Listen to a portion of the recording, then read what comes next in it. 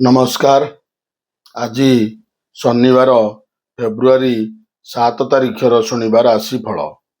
ମେଷ, ଉପସ୍ଥିତ ବୁଦ୍ଧି ପ୍ରୟୋଗ କରି ଆପଣ ପ୍ରତ୍ୟେକ ସମସ୍ୟାର ସରଳ ସମାଧାନ କରିପାରିବେ। ସାମାଜିକ ସ୍ତରରେ ଆପଣଙ୍କ ଦକ୍ଷତାର ମୂଲ୍ୟାୟନ ହେବା ସାଙ୍ଗକୁ ପୁରସ୍କୃତ ହୋଇପାରନ୍ତି।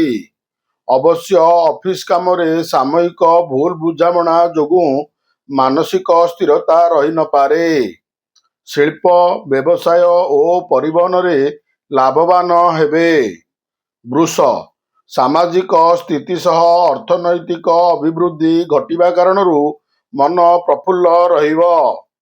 କୌଣସି ବନ୍ଧୁଙ୍କ ଦ୍ୱାରା ପ୍ରତାରିତ ହୋଇପାରନ୍ତି, ଯାହାକି କାମଟି ଅପୂର୍ଣ୍ଣ ରହିଯିବ।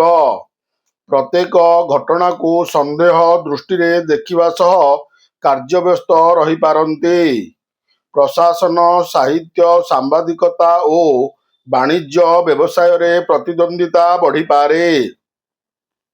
ମିଥୁନ, କର୍ମକ୍ଷେତ୍ରରେ ଓ ପାରିବାରିକ ସ୍ତରରେ ଆଶାଜନକ ଫଳ ପାଇବେ। ଆତ୍ମୀୟମାନେ ନିଜର ଫାଇଦା ହାସଲ ପାଇଁ ଫନ୍ଦିଫିକର କରିବା ଲାଗି ମନ ବଳାଇବେ। ନିଜକୁ ଅନ୍ୟମାନଙ୍କ ସହ ତୁଳନା କରି ମନ ଊଣା କରିପାରନ୍ତି। ବନ୍ଧୁମେଳରେ ସମୟ କଟାଇବାର ସୁଯୋଗ ପାଇପାରନ୍ତି। ସାମାଜିକ ସ୍ତରରେ ସୁବିଧାରେ କାମ ହାସଲ କରିବା କଷ୍ଟକର ହୋଇପାରେ। କର୍କଟ, କ୍ରନିକ୍ ରୋଗ ପ୍ରଭାବରୁ ଦୈହିକ ଦୁର୍ବଳତା ଯୋଗୁଁ ମନୋବଳ କମିଯାଇପାରେ।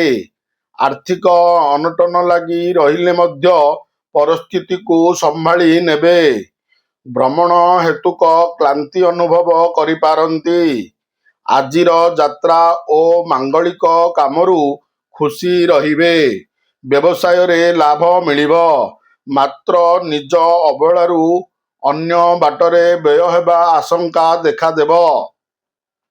ସିଂହ, ପ୍ରତ୍ୟେକ ଦିଗରୁ ସୁଫଳ ପାଇବା ସହ ସାମାଜିକ ସ୍ତରରେ ସମ୍ମାନିତ ହେବାର ସୁଯୋଗ ପାଇପାରନ୍ତି।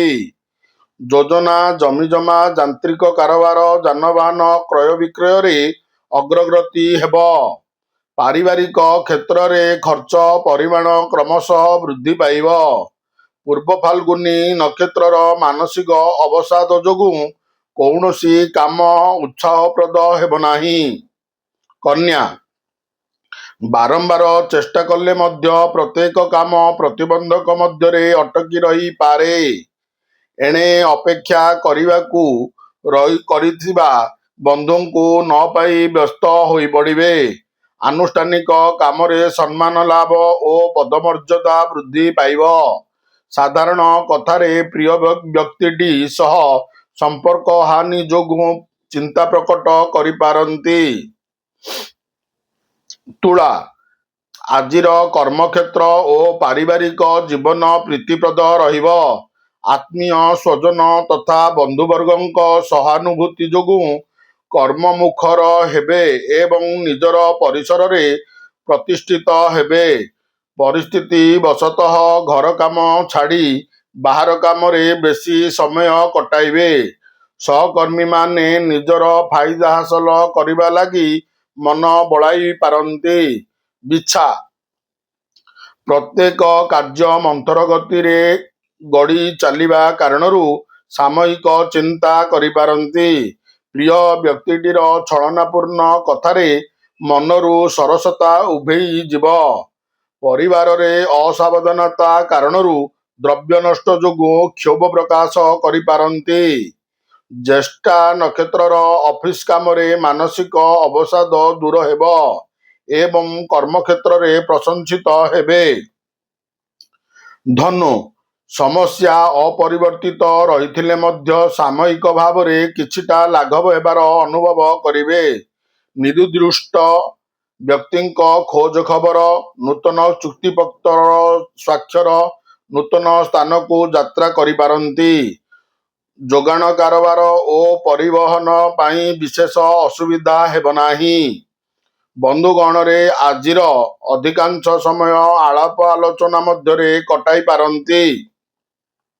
ମକର, କର୍ମକ୍ଷେତ୍ରରେ ପ୍ରତିକୂଳ ପରିସ୍ଥିତିର ଚାପ କ୍ରମଶଃ ବଢ଼ିପାରେ। ଶ୍ରବଣ ନକ୍ଷତ୍ର ପ୍ରତିବେଶୀଙ୍କ ସୌହାର୍ଦ୍ଦ୍ୟରୁ ଉପକୃତ ହେବେ। ଆନୁଷ୍ଠାନିକ କ୍ଷେତ୍ରରେ ବିଚାର ବୃଦ୍ଧି ହରାଇ ପ୍ରେମ ଭାସରେ ଆବଦ୍ଧ ହୋଇପାରନ୍ତି। ଆର୍ଥିକ ସ୍ଥିତି ପୂର୍ବପରି ରହିବ। ଅତି ନିକଟରେ ରହୁଥିବା ବନ୍ଧୁଙ୍କ ଆଚରଣ ମନରେ ସନ୍ଦେହ ସୃଷ୍ଟି କରିପାରେ।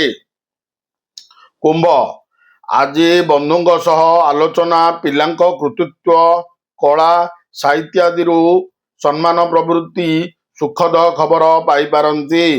ବାରମ୍ବାର ପୁରୁଣା କଥାକୁ ବେଶୀ ଆଲୋଚନା କରିବା ଠିକ୍ ହେବ ନାହିଁ। ମାନସିକ ଅସ୍ଥିରତା କାରଣରୁ ପ୍ରତ୍ୟେକ ଘଟଣାକୁ ସନ୍ଦେହ ଦୃଷ୍ଟିରେ ଦେଖିବେ। ପରୋକ୍ଷ ଶତ୍ରୁତା ଓ ଋଣ ପରିଶୋଧ ଜନିତ ମାନସିକ ଟେନସନ୍ ଲାଗି ରହିବ। ମୀନ, କର୍ମକ୍ଷେତ୍ର ଓ ବୃତ୍ତିଗତ ଧନ୍ଦାରେ ସମୟ ଅତିବାହିତ କରିବେ। ଘର ପାଇଁ ଅଳଙ୍କାର, ଔଷଧପତ୍ର ଓ ସୌଖିନୀ ଦ୍ରବ୍ୟ କ୍ରୟ କରିପାରନ୍ତି। ବିଭିନ୍ନ କ୍ଷେତ୍ରରୁ ଅର୍ଥ ସଂଗ୍ରହର ପ୍ରଚେଷ୍ଟା ଫଳବତୀ ହେବ। କଳା, ସଙ୍ଗୀତ ସମାରୋହ, ସାହିତ୍ୟ ଚର୍ଚ୍ଚା ତଥା ବନ୍ଧୁ ମିଳନ ଓ ସାମ୍ବାଦିକତା କ୍ଷେତ୍ରରୁ ସୁଫଳ ମିଳିବ। ନମସ୍କାର। ଜୟ ଜଗନ୍ନାଥ।